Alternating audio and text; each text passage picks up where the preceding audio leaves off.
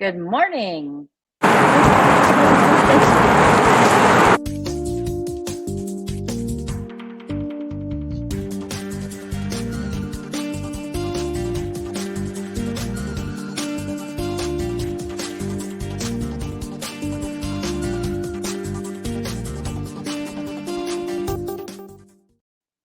morning.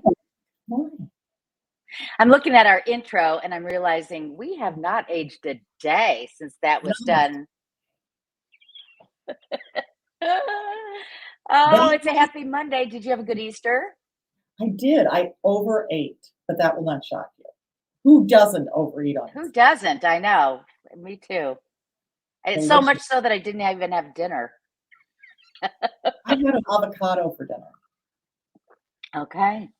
and a cookie because you know what? There wasn't enough sweets at lunch. Don't believe me for a minute, people. Okay. What have we got? Today, oh my gosh, we've got so much stuff today, everybody. First of all, I'm Ann.rossley. That's Kyle Harvey. We sell real estate in downtown Chicago with Baird & Warner's Gold Coast office, which is located on Michigan Avenue. We love to talk about what's really happening in real estate. And today we've got a couple of big things for you. First of all, we want to talk about wire fraud. We've had some run-ins with wire fraud lately. So we want to make sure you understand if you're buying or selling, hold tight to your money. Number two, we're going to talk about stats, of course. We're going to talk about selling your historic home and what's different about selling an historic home versus a regular home. And then we're going to look at some pretty properties. Pretty vintage properties. Historic properties. Historic properties. So with all of that in mind, I'm going to get rid and I'm going to do stats quick. Now, everybody, this is preliminary statistics because I got up this morning and did it on April 1 when the calendar flipped. But anything that closed on Thursday or Friday, we still may not have in the system here. So these numbers are going to change. Keep that in mind.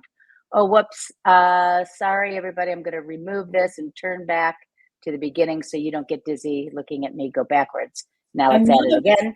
Wait. Can I just pause for a second? Of course. We're not doing any April Fool's nonsense. So don't be like, is this an April Fool's? Are you kidding me? Are you fooling me? You're really going to do something, aren't you? There's no April Fool's nonsense today, people.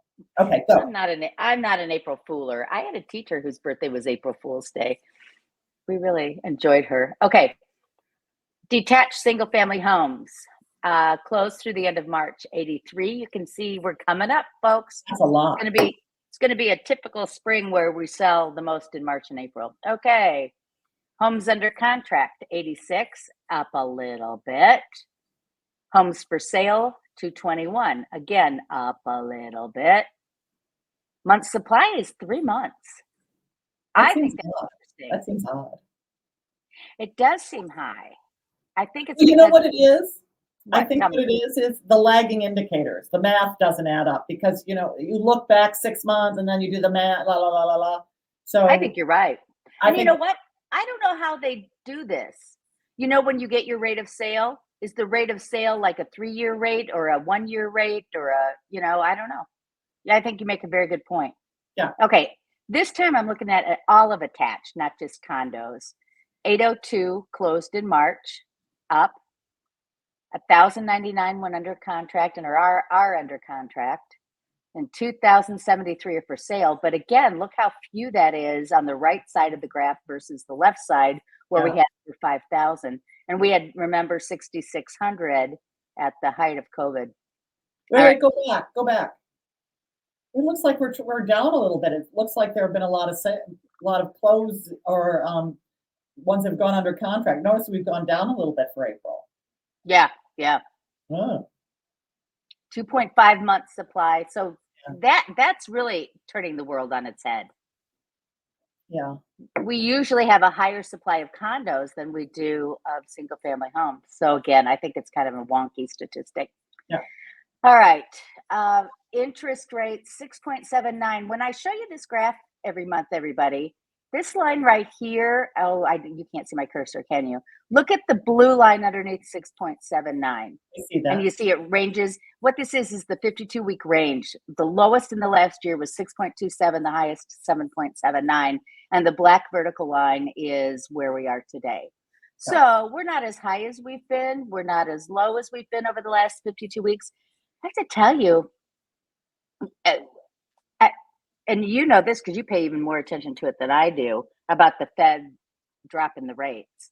When we started this year, they said the Fed will drop it 3 times, and now lately I've heard maybe they'll drop it once this year. What are you hearing? Well, remember, the mortgage rate is comprised of two components. One, the Fed rate, and two, the spread between that rate and the 10-year Treasury yield.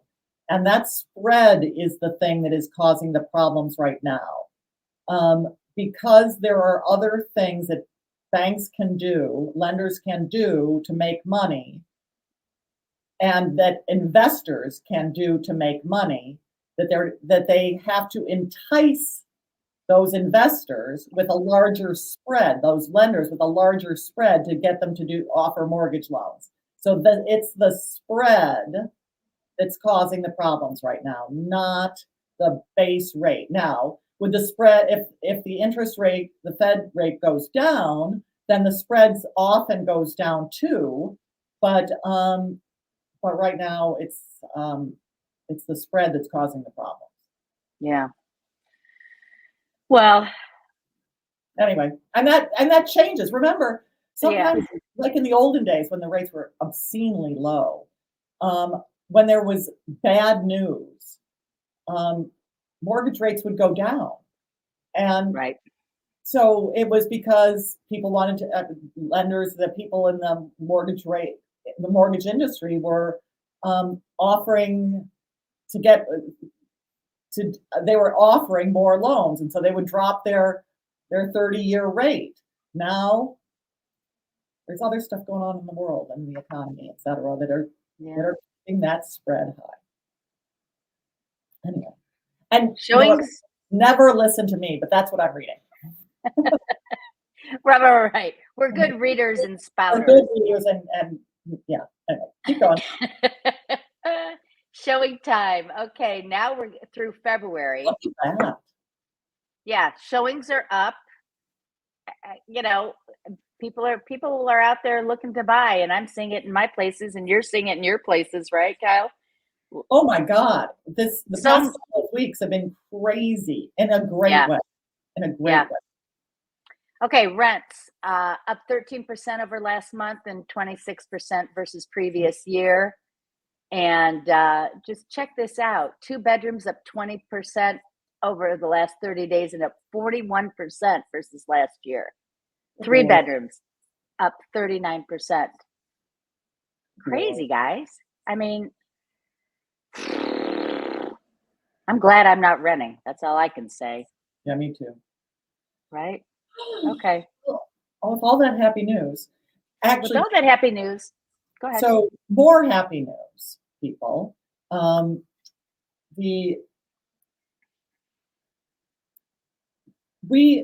and I, and most real estate brokers will tell their clients, and usually they're buyers, but I tell both my buyers and my sellers to be absolutely constantly on the alert for fraudsters.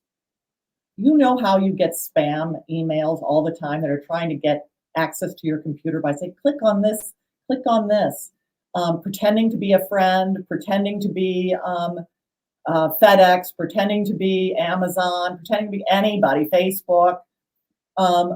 These people are phishing so that they can get into your email and start continuing and looking for opportunities to steal your money. Well, right.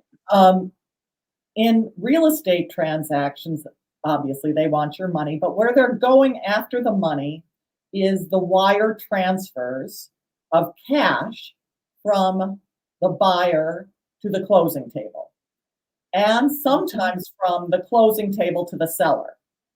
And how they're doing it is they're spoofing, they're breaking into the emails of one of the parties to the transaction, and then starting to communicate like they're that person. I have had that happen twice in the last 6 months, most recently last week, and this is why we're telling you about it. In the first instance, which was about 6 months ago, a bad actor set up an email account changing one letter of the Gmail address of the wife of a couple of buyers, and started sending communications from that wife, the false wife, to the husband, his correct email address, and the lawyer, his correct email address. And starting to communicate like this is, inserting themselves into the transaction. The husband luckily spoke to the wife and said, well, what were you asking about this? And she's like, I haven't been emailing you. I haven't been emailing the lawyer. What are you talking about? And then and he said, look at your email. And she went in and they saw that this was a false, and was so subtle that even the husband didn't pick up on it. Luckily, we were able to go to texts for the communications with the lawyer going forward. And we're very careful to use special words that only that the transaction would know about, not the bad actor, to make sure that, that things were appropriate. The second one happened last week. A bad actor set up an email account very similar to that of the buyer's lawyer, and then set up a bank account in the law firm's name at PNC Bank. So the bad actor did two things: set up a bank account in the name of the law firm, but with all their credentials, just use their name, the law firm's name, but with the bad actor's credentials, and an email account that was so similar to the email account of the lawyer that it populated with the lawyer's name, just like it was her correct email account when you saw it on your mail app. So 2 weeks before closing, the closing was supposed to be Thursday. 2 weeks before then, the bad actor sent an email to the buyer directing her to wire transfer to the PNC account 3 days before closing. So 3 days. Now, banks will often hold wire funds for 3 days and then release them, because the banks want to make money on your wire transfer, and then release it to somebody, release it to the account that would receive the money. The bad actor also moved the closing from the morning to the afternoon, probably hoping that the funds would be released or would be available to wire transfer out in the morning, so that they would be gone by the time the fraud was realized. Luckily, at closing, we figured it out. We're able to reach to PNC Bank and say, do not allow the funds out of this account. There's been fraud. We involved the FBI, and it looks like it's going to be okay. Wow. I mean, it was terrifying. So what are the takeaways, Anne? What are your takeaways for this? You have to double verify everything, number one. You have to, before you release any money, you have to get on the phone and call and confirm with the person live. We've gotten into such a world where people just trust their email, they trust their text, they trust their attorney, they trust the title company, and all of those people truly are trustworthy. It's the bad actors who impersonate that cause the trouble. So I know it's an extra step, but I'm going to tell this to my clients, and I'm sure, Anne, that you do the same thing. One, I'm going to tell my clients, I always tell them at the beginning, bad actors are out there and you've got to be on it. But I'm going to say this much more frequently to them, especially as we move through phases of our work together. Once we go under contract, I'm going to have the very serious conversation with my buyers. That now is their most vulnerable period of time. I'm going to tell them to check every email that they receive from the lawyer to confirm it's the correct email address. Every time they get a thing from the lawyer, just make that a habit. Check to make sure it's the correct address, because these emails that my buyer got last week were totally believable. I would not have noticed. I was not copied on any, but I wouldn't have noticed anything had I not checked the email address. And to your point, it's always like one letter off, or I mean, it's so similar that when you glance at it, you don't notice it. You don't notice it. I'm going to tell them that I will never send them wire instructions. I will Right. tell them how to get wire instructions. I will advocate for the the title company to resend the wire instructions to my buyer, but I will never send wire instructions. Right. When you receive, I will tell my buyers, when you receive wire instructions, confirm the details with the title company by phone, and you call them. Right. Don't call Exactly them. right.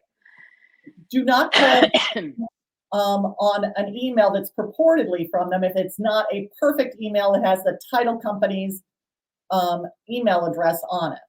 You know, where it says at titlecompany.com. Okay. Right. So, Right. and ask your lawyer, talk to your lawyer about what they do to protect against fraud.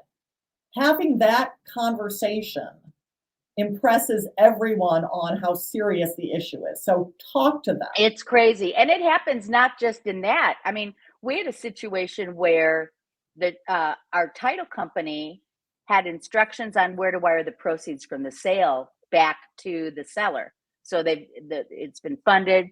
They go to type in the account and they were spoofed and were given an account number that was one account number off.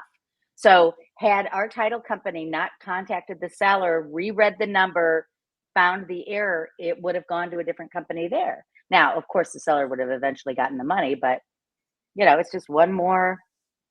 Yes, and I say to them, only give wire. So for sellers, just be extra careful. Talk to them, confirm on the day of, call them, Right. because somebody may try and spoof you and email wire instructions to the title company. So just be careful. Bring your wire instructions to the closing. If you're attending the closing, hand it to the closer. Just be very careful. And again, talk to your lawyer about what they're doing to prevent fraud. Because right now, for example, in the transaction, we haven't closed yet because we still have to get the money back. And we're going to close as soon as the money is back. But that hurts the seller. Right. So have the seller, you as seller, want to be sure that the transaction is free of fraud. So talk to your lawyer about what they're doing to prevent fraud. Right. Absolutely and us right. As agents, if you work at a large brokerage like Anne and I do, we work for Baird & Warner, huge company that has a big IT department. And they have strong practices. They jump all over. I reported this, this transaction, what happened, and they investigated it thoroughly. I asked them, do I need to change my password? And they looked at my entire history of logins over the last 6 months, and they said, you've only been logging in from your computer. So nobody is false logging into your system. You should be okay, but you can change it if you want. As agents, we need to check the email addresses of all buyer-related emails, including those from the lawyer, because they might start coming to us to get information, these bad actors. So I checked, and after this episode, I checked all the emails from the lawyer, and I only got emails from the lawyer, not from the fraudster. I never got anything from the fraudster. Remind your buyers of the risk regularly.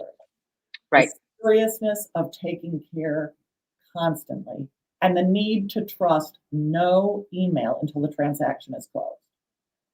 Disclaimer, this is not an April Fool's joke. This is not good Lord, this is not an April Fool's joke. If the fraud does happen, agents, tell your IT department and report it and follow through on all of their investigation. This is nothing to be ashamed of. These people are so adept at committing fraud. Jump on it and protect yourselves and protect your clients. And if you work in a small brokerage or even at a small law firm, change your password every week. That's the best way to save privacy and to keep people out of your business is to constantly change your password. And if you're like, I can't remember all these passwords, get a password manager. I have one on my computer. And so you won't get locked out and you won't forget what it is. Just do those things. So those are my advice. And what have you got? No, I think you're exactly right. You covered it all. Sorry about the Just lecture. beware. Don't want to scare anybody unduly, but it's something to be aware of. All right, let's talk historic homes. Oh, I did it again. Sorry, hold on. Let me go back to the beginning. It's always better to start at the beginning. Yeah. Okay, we want to talk a minute about selling your historic home. There is such an appeal to historic homes, and both Kyle and I just are crazy about them. Kyle lives in the Gold Coast, where some of the finest historic mansions are found in the city.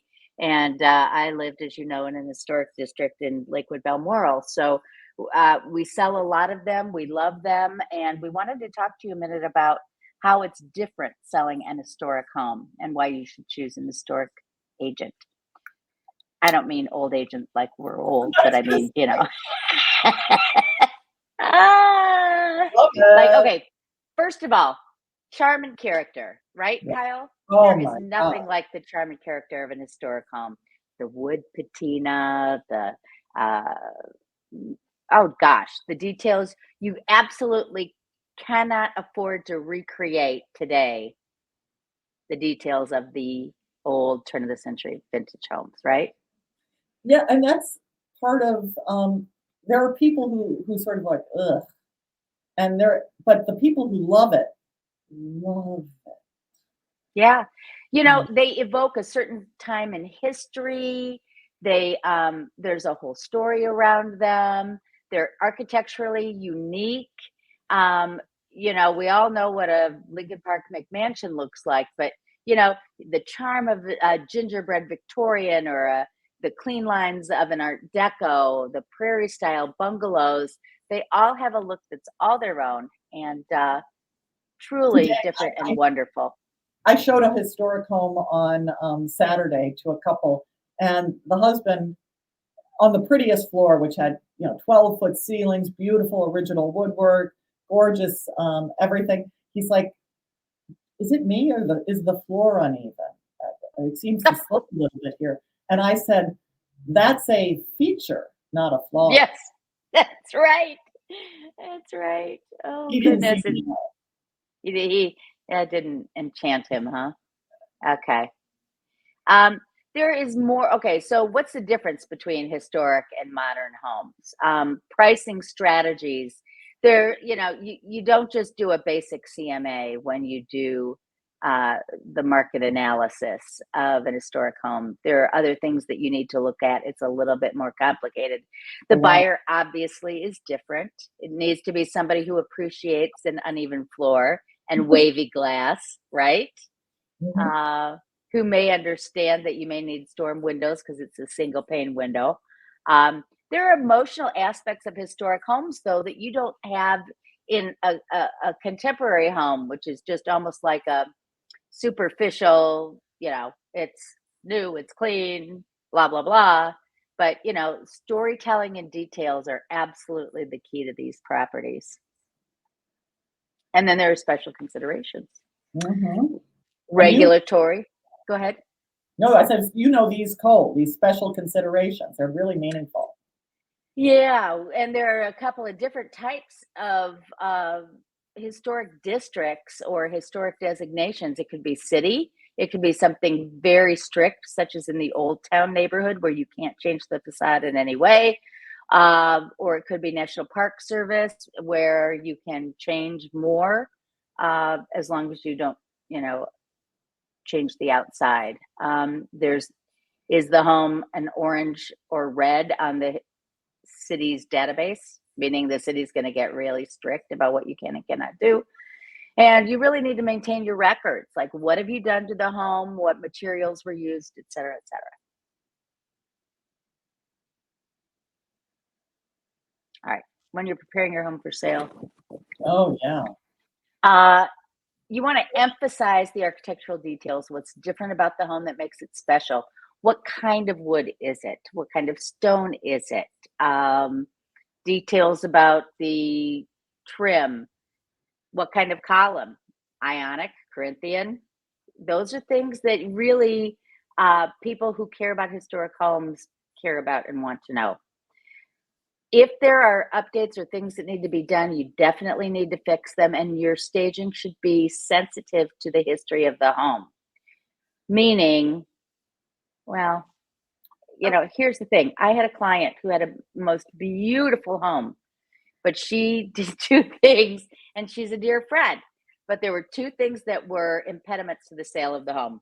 One was she did a very contemporary Italian red lacquered vanity in the primary bathroom, which was not in keeping of this historical home. She loved it, but the kind of people who loved historic homes saw that as not in keeping with the home. The other thing is she loved purple.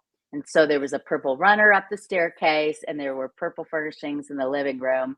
And again, it wasn't necessarily in keeping with the historic aspects of the home. Now, we found buyers who could see beyond that, and who really appreciated the original vintage details. But I'm just saying, something to keep in mind. And then because people get a little bit nervous about the age of the house, a pre-listing inspection so that you can verify that the home is updated is a very good idea.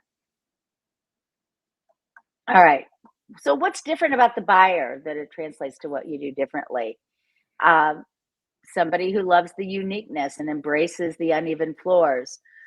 They tend to be people who love historic preservation. Maybe they're members of the Chicago History Museum.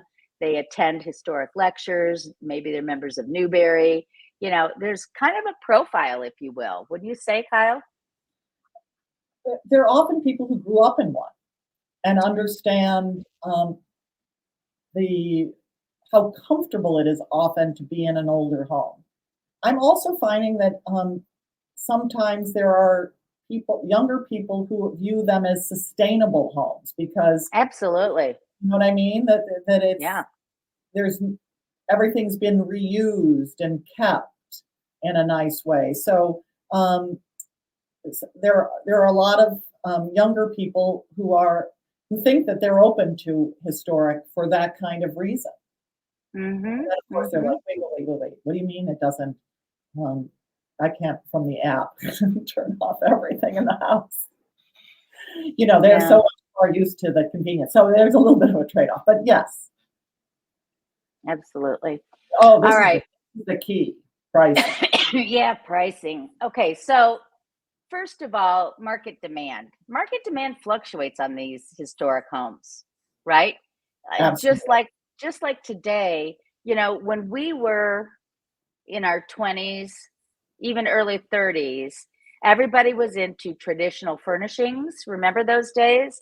I had my drum table and my pie crust side table, and all those pieces that we kept in our family were very in style. Everybody would go to antique stores to find furniture, right?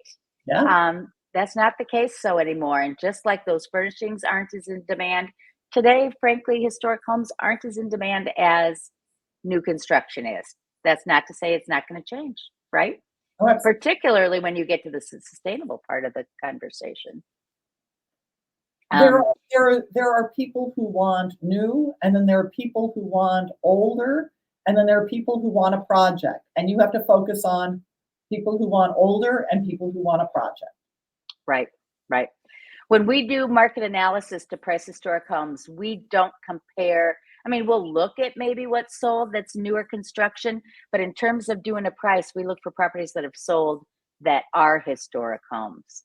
Yes. And because we know the buyers are going to consider costs of renovation, they're going to put that into the number. And we also look at impediments to sale, meaning, are there floor plan obsolescence issues? Yes. Such as, is there a powder room on the first floor? Are the rooms too small? Is there maybe a small kitchen that's not a kitchen great room that most people prefer? Any other things you can think of? is the basement too short? A Yeah, lot of these yeah. homes were built for the basement to be the storage of coal. And so they're, 5'8" height for Mhm. shoveling out coal. Is there a lot of floor plan obsolescence issues? And again, one of the things that Anne and I are talking about is the truly historic home, interior and Right. exterior. There have been a number of historic homes that have been gutted, kept the exterior, and put an entirely new house on the inside. We're not talking about those. We're talking Right. about the interior and exterior historic home. Right. All right. So strategies for target marketing efforts. Okay. Emphasizing the historic aspects of the home, the story of the home. We just saw a picture of the James P. Sherlock house that I sold. We went into the whole history of the home, when it was built, the type of limestone, where it came from, the fact that it had raindrop uh, dots on the outside of the stone. He was a nail manufacturer. We showed the square nails that he produced, Oh, wow. and really made it a story about the home and who he was and why he built it the way he built it. And it really then appealed to the historic buyers that eventually bought the home. And Um, it's not just the original building, it's the care with which each owner has kept the. yes, That's the lovely story, is that right. everyone kept it. And in fact, in this home, Walter Jacobson owned it for a while, and he put in this really cool skylight on the top floor so that the office would be well lit and it was a lovely library. So, yes, you're absolutely right. Who did what to the home over time and so forth. Yeah. But you want to leverage these niche societies, or, like the Sheffield Historic District. Make sure that all the players there are aware of the home. Do special open houses, explain the benefits of historic tax freezes and facade donation easements. Um, it's a lot about storytelling, pictures, videos. It's using the technology, but explaining what it is that you're selling. Yes. So then you have to choose somebody who understands all this, of course. If you don't choose an agent who has sold historic homes, who's lived in an historic home, who knows these historic districts, you're doing yourself a big disservice and you're leaving money on the table. There's a lot to selling these homes. There are people out there who want to buy them. You just have to tell You the have to full expose story. it to them. Yeah, Expose it to them, and the way that you'll capture it is through telling that story. right. So we are at 8 o'clock, but I think we have time to Let's show some um, pretty pictures. show your pretty pictures, Kyle. Do you need me to Okay, so bring it up? pop-up vintage one, vintage. No, that's vintage two. Let's show vintage one. Okay. Okay, so I'm Vintage going one. to show you some currently on the market vintage properties. So this is 1306 West Winona. It's on the market for just under $1,050,000. It's been So on the market. Andersonville neighborhood. Say Very that cool. again. Andersonville neighborhood. Andersonville / Lincoln Square. Yes, and it's been on the market for just about 3 months. And so this is large. There are some original details. It's been updated in the last 50 years, but this one was built in 1895, and it's wood. And one of the things, going back to when Anne was talking about how when you compare to old homes, historic homes with historic home when you do a price analysis. You also compare the type of building. So this is a wood historic home, and you're only going to compare it to wood historic Right. homes because they're just Yeah. different.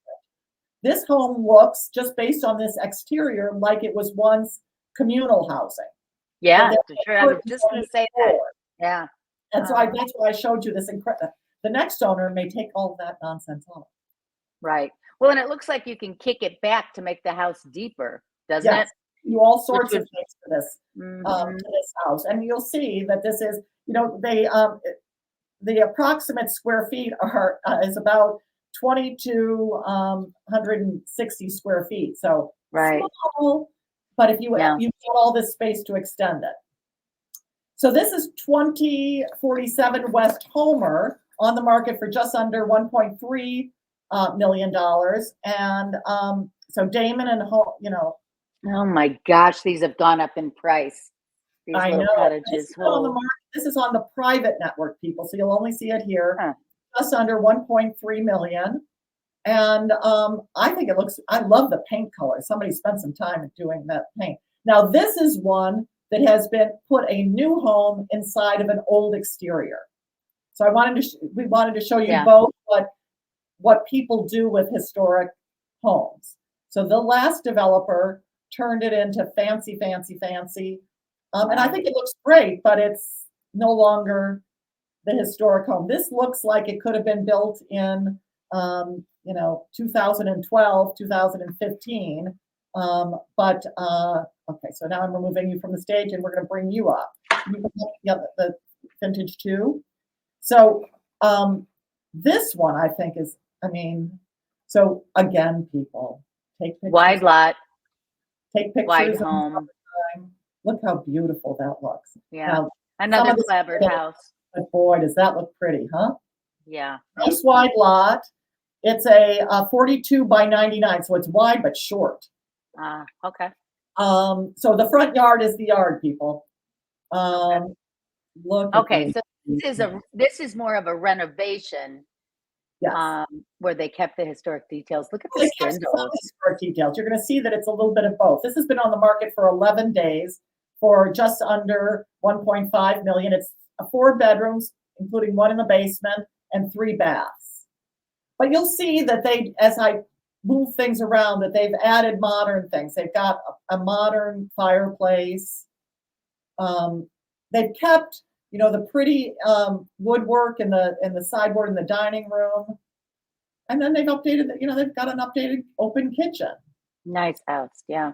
So it's a pretty house. And it's at, this is 4556 North Damon. The other one was 4556 North Damon. This one is in the Gold Coast. Now, you saw how wide that house was? This house is 17 by 130, the lot. 17. That's 17. 17. So you Holy cow. can how narrow that door is. That picture of the door is, I don't know how you're going to get the stuff in the house. You probably have to go through the back. Because furniture has to be accordion size. Look how narrow that door is. But it's on the market for 1.850. It's been on the market for about 2 years. But, and again, like the other one, this has been modernized on the inside. So some are old. This is completely modernized. That's the primary level, going from the front of the house, the front door, towards the living room.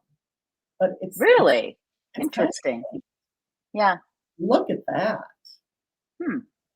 Yeah, this is 4 bedrooms, 4 and 2 half baths. So lots of bathrooms. So this is the kitchen, dining room downstairs, and the living room upstairs on the main level. So this is the basement level, the main level. And look at that kitchen. Under the stairs. And then this is a much more traditional living room I think this is the 2nd level. And then a nice roof deck. Look at that pretty garden. No parking, but they say there's 1 exterior parking space. I don't know where that would be, but okay. Very interesting. Yeah. Thank you for sharing those. Pretty properties. Whoops. Yeah, definitely. All right. So we covered a lot of ground today. Be careful out there, people. Fraudsters are everywhere. And welcome to April, everybody. Go find somebody else to play a joke on, and we will see you next week. Bye.